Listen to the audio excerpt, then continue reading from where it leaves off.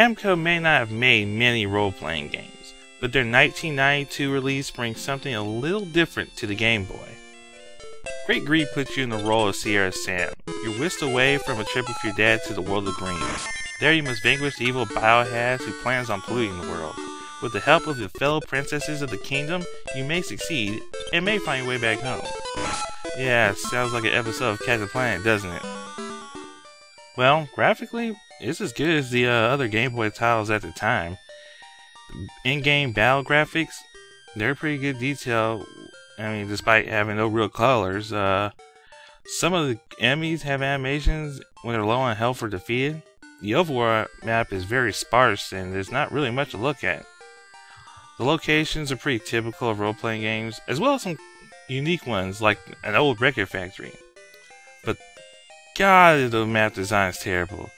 Either they're made like a maze or they use the same repeating design from place and it just makes it bigger. I know this is going to sound cliche, but the sound is a mixed bag.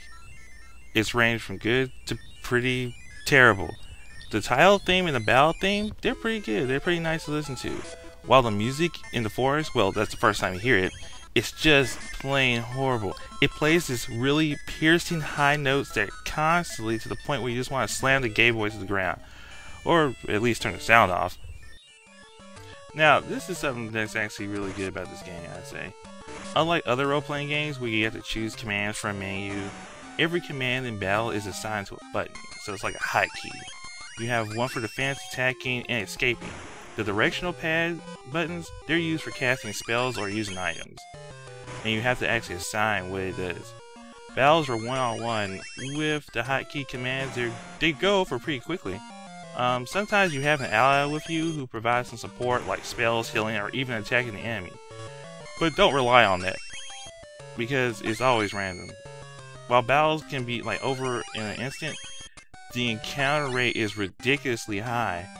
This combined with the repeating dungeon designs can lead to straight boredom and making you feel like you're spinning your wheels. Well, the journey through Green does have some interesting characters and situations. Like there's this one time you actually have to help a fan of a retired singer and also expose a corrupt politician. The writing for these situations is much to be desired. It's sparse, it just barely gets the point across. But at least in this game, when it does give you a choice, it does make a difference in it. Well, this is the pros that I see. It has interesting characters, fast-paced battle system, and a unique setting theme of environmentalism. The cons, very terrible dungeon design, very high encounter rate, and low quality writing. With the environmental message and multiple endings, it does bring something new to the role-playing game table. That's all I have for this review. Later days.